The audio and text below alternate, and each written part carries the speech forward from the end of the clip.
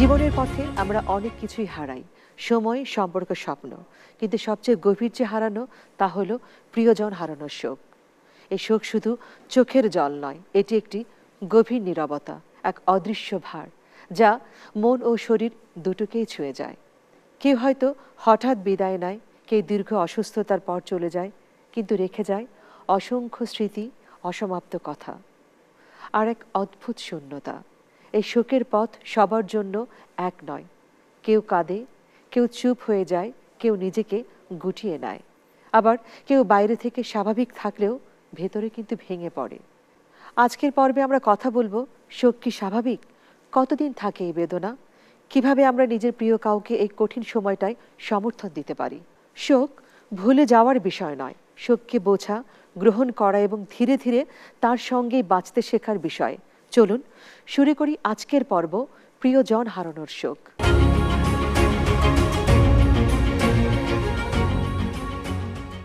স্বাগতম আপনাদের সবাইকে মানসিক স্বাস্থ্য বিষয়ক অনুষ্ঠান মন ও মানুষে। আজ আমাদের সাথে আছেন মানসিক স্বাস্থ্য বিষয়ক চিকিৎসক ডাক্তার রুবায়াত ফেরদৌস, সহকারী অধ্যাপক, Dhaka central international medical college হাসপাতাল। আমাদের সাথে আরও আছেন কোভিডে যিনি তার মাকে হারিয়েছেন, সালমা বিনতে নূর, এবং তার পাশে রয়েছেন ইয়াসির আরাফাত, যিনি হঠাৎ অল্প বয়সে তার বাবাকে হারিয়েছেন।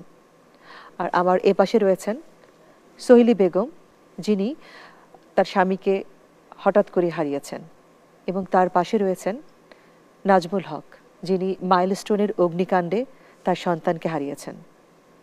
আমরা অনুষ্ঠানের শুরুতে আমাদের মনোবিদের কাছে যাব।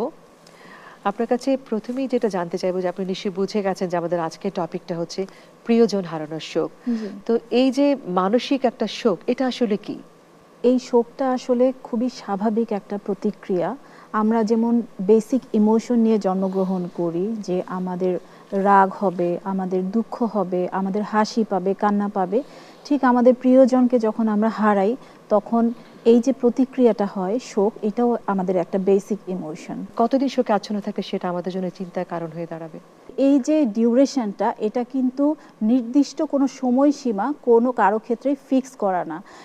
কোথাও কোথাও এটা বলা আছে যে এটা 6 মাসের মধ্যে এটা কিওর হয়ে যায়, কোথাও কোথাও আছে কারো ক্ষেত্রে এটা বছরের পর বছরেও এটা কিওর হয় না।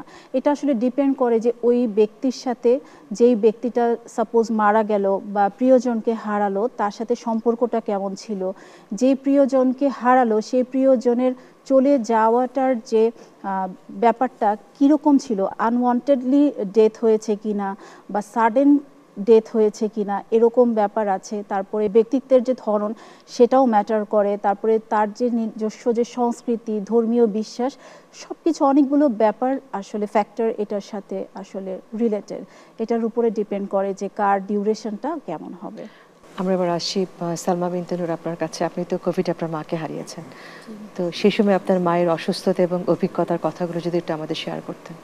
কোভিড যখন আসলো তখন তো আমরা সারা পৃথিবীতেই যখন কোভিডের সাথে সবাই আমরা পরিচিত হলাম, বাট এর সাথে তো আমরা অনেকেই এর ধরন বা আক্রান্ত হওয়ার পরে কি ধরনের অবস্থা কেউ এর সাথে পরিচিত ছিলাম না। তো সবাই আতঙ্কের মধ্যেই আমরা কাটিয়েছি তখন দিনগুলো। তো আমার মা এবং আমার ছোট বোন, ওরা দুজন একসাথেই আক্রান্ত হয়েছিল, যেহেতু ওরা একই বাসায় থাকতো। 2 দিন ভালো থাকার পরে তাদেরকে দুজনকেই হসপিটালে ভর্তি হতে হয়েছিল। তারপর 6 দিন পরে তাকে আইসিইউতে নিতে হয়েছিল। আপনারা কি আপনার মাকে শেষ বিদায় জানাতে পেরেছিলেন?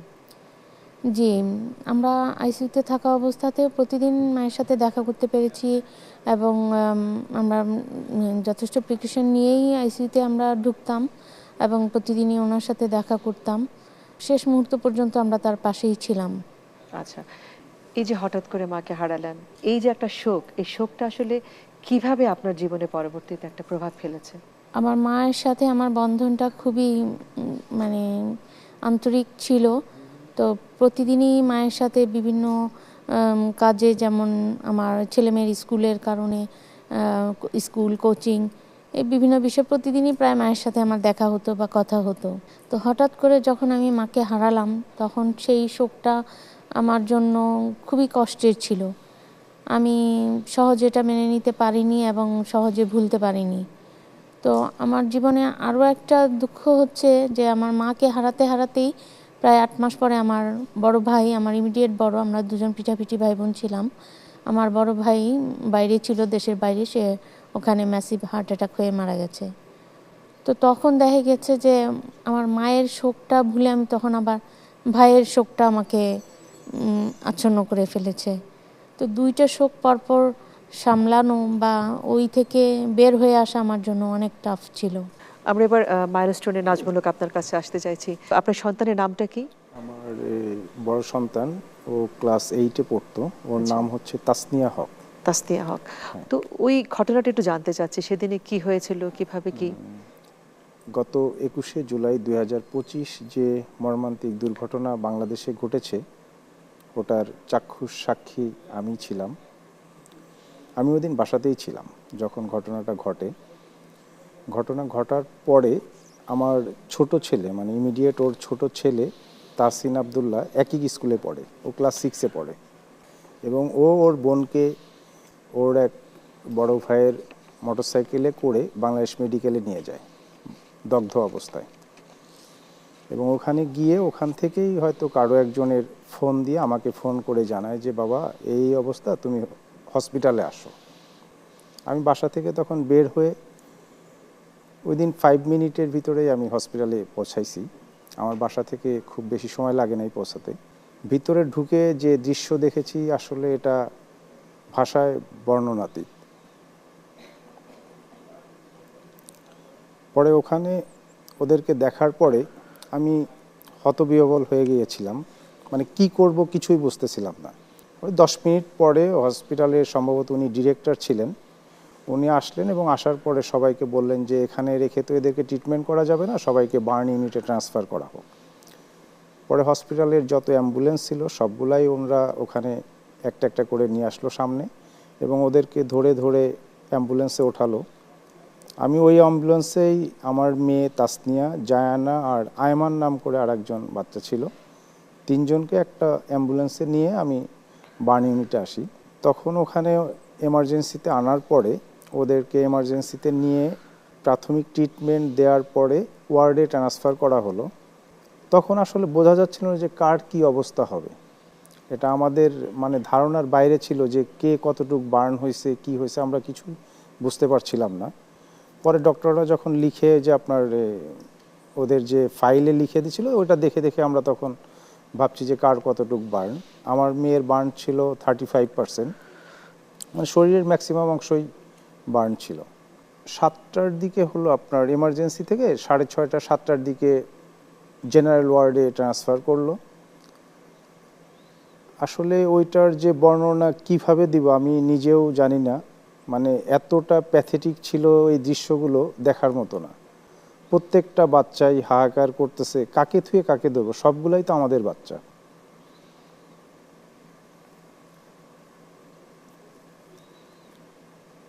ওই দৃশ্যটা আসলে কখনো ভুলতে পারবো না। হয়তো আমাদের মৃত্যুর আগ পর্যন্ত এটা আমাদের বহন করে নিয়ে যেতে হবে, এই কষ্টটা। এই যে আপনার সন্তান হারিয়েছেন, আপনার সন্তানের কোন জিনিসটা আপনার সবচেয়ে বেশি ভালো লাগতো? তাসনিয়া তো আমার বড় সন্তান ছিল, মানে 18-20 বছর বাচ্চাদের চেয়েও ম্যাচিউর ছিল তখন। মানে দেখা যেত যে আমার পার্সোনাল অনেক ডকুমেন্টসই আমি ওর কাছে গচ্ছিত রাখতাম, যেটা ওর মার কাছে আমি রাখতাম না। কারণ ওর কাছে রাখার অর্থটাই ছিল যে আমি যখন চাবো ও ঠিক তখন সেই জিনিসটাই আমাকে বের করে দিতে পারতো, এরকম ছিল আর কি, এক কথায়। মানে এতটা ম্যাচিউর ছিল। এবং দেখা গেছে তো যে বিভিন্ন প্রতিযোগিতা, যেমন বিভিন্ন ম্যাথ কুইজ হতো বা ইংলিশ কুইজ টুইজ যা ইউনিভার্সিটি এগুলোতে হতো না বাচ্চাদের নিয়ে, তো তখন ওদের স্কুল থেকে অনেক বাচ্চারাই পার্টিসিপেট করতো। এবং ওর ক্লাসের ওর বান্ধবীরা, গার্ডিয়ানরা জিজ্ঞাসা করতো যে তাসনিয়া যদি যায় তাহলে অন্য মেয়েদেরকে ওর সাথে যেতে দিত। ও এই ধরনের একটা কেয়ারিং ছিল আর কি সবার জন্যই। আমাদের ফ্যামিলি অনেক বড়, ওর কাজিনদের, ইভেন আমার ফ্যামিলির সবার বার্থডে ওর মুখস্থ ছিল। মানে হয়তো আমরা জানতাম না, কিন্তু ও প্রত্যেকটা ওর কাজিনের বার্থডেতে উইশ করতো। এবং সবাইকে বলতো আজকে তো অমুকের বার্থডে, এইভাবে সবাইকে মনে করায় দিত। মানে আপনি এখন এই প্রিয়জন হারানোর শোকটা এখনো কাটিয়ে উঠতে পারছেন না, এটা কাটিয়ে ওঠা সম্ভবও না, এবং আমার চেয়ে বেশি খারাপ অবস্থা আছে ওর মা। এবং আমি মনে করি যে যতগুলো বাচ্চা আমাদের মাইলস্টোনের 28 জন বাচ্চা শহীদ হয়েছেন, 28 জন ফ্যামিলির মারাই সম্ভবত এরকমই আছে, আমি যতটুকু জানি। সবাই একটা বড় ধরনের ট্রমার ভিতর দিয়ে যাচ্ছে, কেউই স্বাভাবিক জীবনে নাই। প্রত্যেকটা বাবারও একই অবস্থা। আর বাবারা যেহেতু বিভিন্ন কাজে, ব্যবসা বলেন, চাকরির ক্ষেত্রে বলেন, বাইরে থাকে, তারা কিছুটা স্বাভাবিক থাকে, কিন্তু মায়েদের অবস্থা আরো বেশি খারাপ, আমি যেটা মনে করি। এবার আমরা স্ট্রোকে আক্রান্ত সোহেলি বেগম আপনার কাছে জানতে চাচ্ছি সেই দিনটির কথা। আপনি কিভাবে বুঝতে পারলেন যে আপনার হাজবেন্ড স্ট্রোকে আক্রান্ত হয়েছে? সেদিন আমার বান্ধবীর ছেলের বিয়ে ছিল, আমরা দুপুরে বিয়ে খেয়েছে, বিয়ে খেয়ে সারাদিনে ওখানে সন্ধ্যা 7টা পর্যন্ত আসছি বাসায়। বাসায় এসে ও আসর, মাগরিব, এশার নামাজ পড়লো, আমিও পড়ছি। বললো যে তুমি যাও বান্ধবীর ছেলের বউটারে আবার যেয়ে দেখে আসো। তারপরে আমি বাসা থেকে গেছি, ও বসে বসে খেলা দেখতেছিল, ক্রিকেট খেলা দেখতেছিল। তারপরে যাওয়ার 10 মিনিট পরই আমার ভাসুর ফোন দিল যে শৈলী তাড়াতাড়ি আসো, কচির শরীর খারাপ, আমার হাজবেন্ড। তা আমি আসলাম, আইসে সাথে সাথে কাছেই ছিল বাসা। আইসে ও ভালো বলে কি আমার গ্যাস হইতেছিল, আমি বমি করছি। সাথে সাথে আমার ভাসুরা নিয়ে ভালো অবস্থায় নিতে রাস্তায় নিয়ে গেলো হাসপাতালে। নেওয়ার সাথে সাথে বললো অক্সিজেন দিতে, বললো যে ওনার অবস্থাটা খারাপ, ওনার আরেক হাসপাতালে নিয়ে যান। আরেক হাসপাতালে নিয়ে গেছে, ওখানে যেয়ে বললো যে উনি মারা গেছে, স্ট্রোক করছে, মারা গেছে। সুস্থ মানুষ, আমার সাথে সারা দিন ছিল, একসাথে গল্প করলাম, ছবি তুললো। এই যে হঠাৎ এমন একটা ক্ষতি, এটা আপনার জীবনে কিভাবে প্রভাব ফেলেছে? আমি তো অন্ধের মতো খালি সারাক্ষণ ভাবি, এখনও আছে, এখনও বাজারে গেছে, এখনও ভুলতে পারি না। এখনও প্রতিটা দিন আমার দিন যায় অনেক কঠিন, অনেক কঠিন। তারপরে আমার বড় ছেলেটা চলে গেছে তার 3 মাস আগে বাহিরে। আমার ছোট ছেলেটারে নিয়ে একা থাকি, শূন্য ঘর, শূন্য। ছোট ছেলেটাই টেক কেয়ার করে, সব কিছু করে, ভুলতে পারি না। যখন আপনার মন খারাপ থাকে, আপনার নিজে মনে মনে খুব শোক প্রকাশ করেন, তখন কোন অনুভূতিগুলি আপনার বেশি সাড়া দেয়, মানে নাড়া দেয় আপনাকে? সারাক্ষণ আমার বলতো তুমি চিন্তা করো না, আমি তোমার পাশে আছি, তোমার ছায়ার মতো আছি, আমি সব সময় তোমার কাছে আছি, তুমি আমার জন্য কোনো চিন্তা করবে না, তোমার 2টা ছেলে আছে, আমি এই ছেলেদের জন্যই এখন বেঁচে রয়েছি, আমার দুনিয়া অন্ধকার। এবার আমরা আসবো ইয়াসির আরাফাত আপনার কাছে। আপনি তো হঠাৎ করে আপনার বাবাকে ক্যান্সারে আক্রান্ত হয়েছে, বাবাকে হারিয়েছেন। তো আপনার বাবার ক্যান্সারটা কিভাবে ধরা পড়ে, কবে ধরা পড়ে? আসলে বাবা বেশ শুরু থেকেই অনেক স্ট্রং ইমোশনাল একজন মানুষ ছিলেন। বাবা আসলে কখনোই কষ্ট হলে বা কোনো প্রবলেমে থাকলে বাসায় খুব বেশি কারোর সাথে শেয়ার করতো না। বাবার ক্যান্সারটা ধরা পড়ে বেশ অনেক লেট স্টেজে গিয়ে। হঠাৎ একদিন বাবার ঘাড়ের কাছ থেকে একটুখানি ফুলে যাওয়ার কারণে আম্মুর একটু সন্দেহ হয়। আমাদের এলাকায় বাবার একটা ক্লিনিক ছিল, ওখানেই ডক্টরের কাছে ডায়াগনোজ করানোর পরে ডক্টর বলল যে নর্মাল ঠান্ডা লাগার কারণে মামসের মতন কোনো কিছু একটা হতে পারে। এইটা আস্তে আস্তে বাড়তে বাড়তে মানে বেশ বড় সাইজের হয়ে যায়। তখন দেখা যায় বাবার ব্লাড ক্যান্সার মোটামুটি সিভিয়ার স্টেজে চলে গিয়েছে। অ্যান্ড সে সময় পর্যন্ত রিকভার করা সম্ভব ছিল, কিন্তু খুবই কঠিন ছিল। বাবা সাংবাদিক ছিল, তো বেশ এনথুয়াজিস্ট অ্যান্ড এক্সপ্লোরেবল টাইপের মানুষ ছিল। আমাদের বাসায় আম্মুর চেয়ে বাবার সাথে আমাদের সম্পর্ক সবচেয়ে বেশি ভালো ছিল। বাবা খুব ফ্রেন্ডলি ছিল, আম্মু কখনো বকা দিলে আম্মুর সামনে কিছু বলতো না, বাট পরে হচ্ছে গিয়ে বুঝাইতো। আমি বাহিরে গেলে আম্মুর সামনে একটা পকেট মানি দিত, আমি বাইরে গেলে দেন কল করে আবার আস্ক করতো। আব্বু এই টাইপের সুইট ছিল। তো এইরকম ঘটতে ঘটতে যখন মানে এক সময় দেখা যায় আব্বু রেগুলার অফিসে যাইতে পারতেছে না, বেশ উইক হয়ে যাচ্ছে, তখন আমরা আরেকটু সিনিয়র কনসালটেন্টদের সাথে আলোচনা করা শুরু করি। মূলত বোর্ডটা তখনই গঠন করা হয়েছে। তো বোর্ডটা গঠন করার পরে বলা হলো বাবাকে হসপিটালে শিফট করতে, কেমো শুরু করা লাগবে বলা হলো। বাবার জন্য যে টাইপ অফ কেমোটা হচ্ছে গিয়ে সিলেক্ট করা হয়েছিল সেটা বেশ রেয়ার ছিল। বাবা তো অসুস্থ ছিল, তাই না? তো সে সময় কি আপনারা আগে থেকে বুঝতে পারছেন যে যে কোনো সময় আমরা বাবাকে হারিয়ে ফেলবো? আসলে যদি আমার কথা বলি, আমি কখনো এই জিনিসটা ফিল করতে পারি না। বাকি ভাই বোনরা? আমার ভাইয়া মানসিকভাবে বেশ ভেঙে পড়েছিল, কারণ যেহেতু ভাইয়ার হচ্ছে সবকিছু ম্যানেজ করা লাগছিল। আমাদের বড় আপু আছে, কিন্তু বড় আপু তো ম্যারিড, সো বেশিরভাগ দায়িত্বগুলোই হচ্ছে ভাইয়ার কাঁধে ছিল। তো ভাইয়াকে দেখতাম বেশ রাত পর্যন্ত হচ্ছে হসপিটালে থাকা লাগতো। ভাইয়া বেশ মানসিকভাবে বিপর্যস্তগ্রস্ত ছিল, এটা দেখলে বোঝা যাইতো। কিন্তু ভাইয়াও বাবার মতো ছিল, আমাদেরকে কখনো কোনো কিছু বুঝতে দেয় না, হোক সেটা ফাইন্যান্সিয়াল বার্ডেন, হোক সেটা ইমোশনাল বার্ডেন, কোনো কিছুই আমাদের পর্যন্ত আসতে দেয় না। তবে হ্যাঁ, আমার মা, ভাইয়া, আপু যে প্রায় সময় হচ্ছে রুমে কান্নাকাটি করতো বা বেশ সিভিয়ার কোনো কিছু নিয়ে আলোচনা হচ্ছে, এটা মাঝে মধ্যে বোঝা যেত। কিন্তু মুশকিলের জায়গাটা হচ্ছে ওখানে যে আমাদের পর্যন্ত, মানে আমি এবং আমার বড় বোন যে ছিল, মানে ইমিডিয়েট বড় বোন, আমাদের পর্যন্ত খুব বেশি কোনো কিছু আসতে দেয়নি। সবচেয়ে বড় কষ্টটা পেয়েছিলাম বাবা যখন মারা যায় সেদিন। বাবা হচ্ছে চুপচাপ, বাবা 2 দিন যাবৎ বাবা কথা বলতে পারছে না, খুবই সিভিয়ার অবস্থা। বাসায় চলে আসছে, আমাদের কেমোর ডোজগুলো শেষ, সব সেশন পুরাটা শেষ হয়ে গিয়েছে। আমি আমার রুমে বসে কম্পিউটারে গেম খেলছিলাম, আমার কানে হেডফোন ছিল। ঠিক 5 মিনিট আগেই আমি বাবার সাথে কথা বলে আসছি। আম্মু বসে বসে বাবাকে খাইয়ে দিচ্ছে, আমি এটা দেখে এসে বসেছি। ঠিক 5 মিনিট পরে আমি, মানে সবাই কান্নাকাটি শুরু করেছে, তো আমি হেডফোনের মধ্যে থেকেও শুনতে পাচ্ছি যে পাশের রুম থেকে শব্দ আসছে। হেডফোনটা খুলে গিয়ে দেখি যে সবাই বলতেছে যে বাবা মারা গেছে।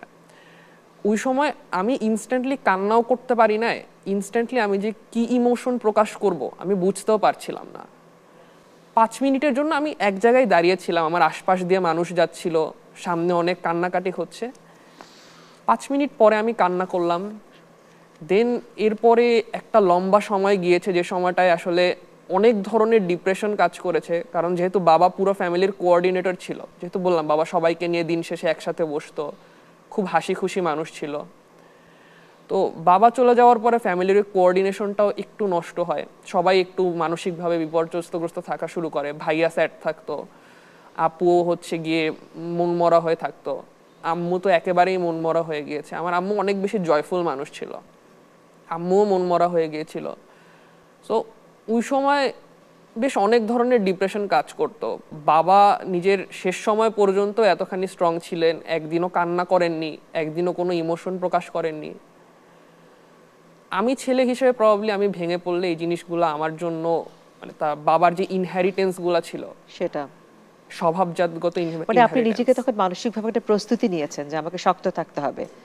হ্যাঁ। আচ্ছা, আপনার কাছে জানতে চাইছি যে শোকাহত মানুষের জন্য আসলে কি বলা উচিত নয়? জি, শোকাহত মানুষকে আমরা যখন কথা বলতে যাই তখন দেখা যায় ম্যাক্সিমাম মানুষই করে কি যে স্পেসটা দিতে চায় না, পুরোটা শুনতে চায় না, এমনকি তুলনাও করে ফেলে যে আমারও তো এই ধরনের মানে ওনারটা শোনার আগে নিজে বলে ফেলে যে আমিও তো এই ব্যাপারটা ফেস করেছি। এই ব্যাপারটা আমি স্ট্রংলি সাজেস্ট করব সবাইকে যে এই জিনিসটা যেন আমরা না করি। সব সময় শোকাহত মানুষকে আমাদের বোঝাতে হবে যে আপনার কথা যাই হোক না কেন, যত বড়ই হোক না কেন, যেমনই হোক না কেন, আমি আপনার পাশে আছি, আমি আপনার কথা শুনবো। এবং আমাদের ফেশিয়াল এক্সপ্রেশন হোক, বডি ল্যাঙ্গুয়েজ হোক, যেভাবেই হোক আমাদের বোঝাতেই হবে, এটা আমাদের দায়িত্ব এবং কর্তব্য যে আমরা সত্যিই ওনার কথা শুনতে চাচ্ছি এবং আমরা এমপ্যাথেটিকভাবে আমরা শুনতে চাচ্ছি, ওনার পেইনটাকে আমরা বুঝতে চাচ্ছি, এটা আমাদেরকে বোঝাতে হবে। কখন আসলে মনোবিদের সাহায্য নেওয়া প্রয়োজন? এটা খুব ইম্পর্ট্যান্ট একটা প্রশ্ন, ধন্যবাদ আপনাকে প্রশ্নটা করার জন্য। সেটা হচ্ছে যে এই যে আমরা যে 4 জনের সাথে কথা বললাম, এই 4 জনের মধ্যে দেখেন যে তাসনিয়ার মায়ের কথাটাই যদি আমি নিয়ে আসি, একজনের কথা, উনি কিন্তু এখনও ওখান থেকে বেরোতে পারছে না, প্রতিদিন কবরস্থানে যাচ্ছে, প্রতিদিন ওইটাকে আঁকড়ে ধরে আছে। হ্যাঁ, মা তো, শোকটা তো অনেক বড়, সবার শোকটাই অনেক বড়, কিন্তু উনি যে ডিপ্রেসড হচ্ছে, ওনার ফাংশনাল ইম্পেয়ারমেন্ট হচ্ছে এবং হচ্ছে যে মানে সব দুনিয়ার সব কিছু উনি সর্ট অফ ছেড়ে দিয়েছে, যতটুকু করছে অল্প একটু আছে জোর করে মানে মেনটেন করার জন্য করছে, ইচ্ছার বিরুদ্ধে করছে। এই জিনিসটা আমাদেরকে বুঝতে হবে বা পেশেন্টের নিজেরও বুঝতে হবে। সবার কথাই বলছি যে আমার সব কিছু হ্যাম্পার হচ্ছে কিনা, আমার দৈনন্দিন লাইফ আগে যা ছিল সেটার কতটুকু ব্যাহত হচ্ছে এবং আমি ডিপ্রেসড হয়ে যাচ্ছি কিনা। এখন পেশেন্ট নিজে বুঝতে নাও পারে, কাছের মানুষরা তো বুঝতে পারে যে অনেক বিষণ্ণ হয়ে যাচ্ছে। অনেকে আছে আত্মহননের চিন্তা পর্যন্ত করে। আত্মহনন যে ডিরেক্টলি একদম ইম্পালসিভলি যে করলেই যে সেটা কিন্তু না। অনেকে তো একেবারে খাওয়া দাওয়া ছেড়ে দিতে পারে, সেলফ কেয়ার করাও ছেড়ে দিতে পারে। মোট কথা যে শারীরিকভাবে মানসিকভাবে যদি এতটা অনেক বেশি বিপর্যস্ত অবস্থায় পড়ে যায় এবং যদি ফাংশনাল ইম্পেয়ারমেন্ট হয়, তাহলে অবশ্যই চিকিৎসকের শরণাপন্ন হতে হবে। আপনাদের সবাইকে অনেক অনেক ধন্যবাদ। আপনারা সবাই শোকে আচ্ছন্ন, তারপর আপনারা মন ও মানুষ অনুষ্ঠানে এসেছেন, আমাদের সময় দিয়েছেন। আপনাদের সবার কাছে আমরা অনেক অনেক কৃতজ্ঞ। সবাইকে অনেক ধন্যবাদ। আজ আমরা কথা বললাম প্রিয়জন হারানোর শোক নিয়ে, একটি গভীর ব্যক্তিগত এবং দীর্ঘস্থায়ী অভিজ্ঞতা নিয়ে। মনে রাখবেন, শোকের কোনো নির্দিষ্ট সময়সীমা নেই। কারোর জন্য কয়েক মাস, কারোর জন্য কয়েক বছর, আবার কারোর জন্য সারা জীবনের এক নরম ব্যথা। কিন্তু এই ব্যথা মানে দুর্বলতা নয়, বরং এটি ভালোবাসার প্রমাণ। আপনি যদি শোকের মধ্য দিয়ে যান, নিজেকে সময় দিন। কাঁদতে ইচ্ছে করলে কাঁদুন, কথা বলতে চাইলে বলুন। আর যদি মনে হয় একা পারছেন না, তবে সাহায্য চাইতে দ্বিধা করবেন না। মানসিক স্বাস্থ্য, পেশাদার, পরিবার, বন্ধু সহায়তা চাওয়া সাহসের পরিচয়। প্রিয়জন আমাদের ছেড়ে চলে গেলেও তাদের স্মৃতি, শিক্ষার ভালোবাসা আমাদের ভেতরে বেঁচে থাকে।